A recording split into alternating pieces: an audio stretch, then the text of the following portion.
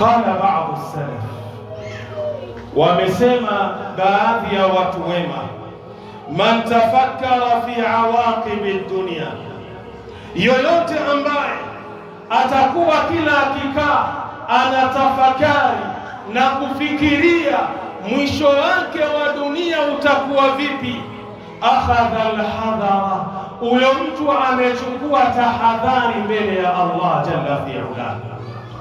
Ukimwona mtu kila akikaa anaitathmini nafsi yake, anajaribu kuangalia amali zake, lengo anafikiria mwisho wangu nikiondoka hapa nikakutana na Allah jalla fi'ala itakuwaje amama Allah, fahamu huyu amechukua tahadhari katika hii dunia.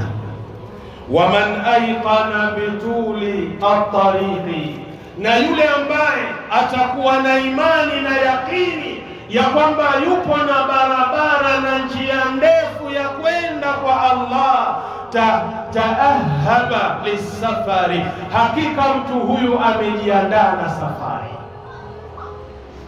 Ukimwona mtu anakaa peke yake anatathmini njia yake ya kuelekea kwa Allah, vipi nakutana na Allah, lau nikifa kwa muda huu vipi Allah ataipokea roho yangu. Ukimwona mtu kila akikaa anajitathmini, anajiuliza maswali haya katika moyo wake, fahamu huyo mtu amejiandaa na safari ya kuelekea kwa Allah.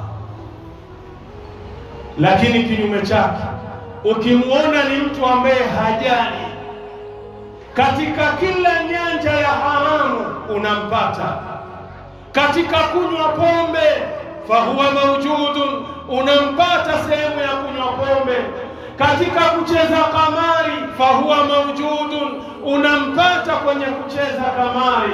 Ukiangalia kwenye mlango wa riba humkosi, yuko ndani kwenye milango ya riba, kwenye zinaa yuko ndani, kwenye kila aina ya uchafu yupo ndani.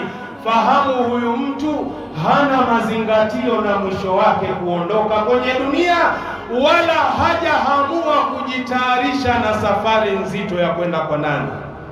Kwa Allah jalla fi'ala. Nenda kwenye kitabu Swaidul Khatiri Ibn al-Jawzi, ukurasa ni wa 26, hayo maneno utayapata.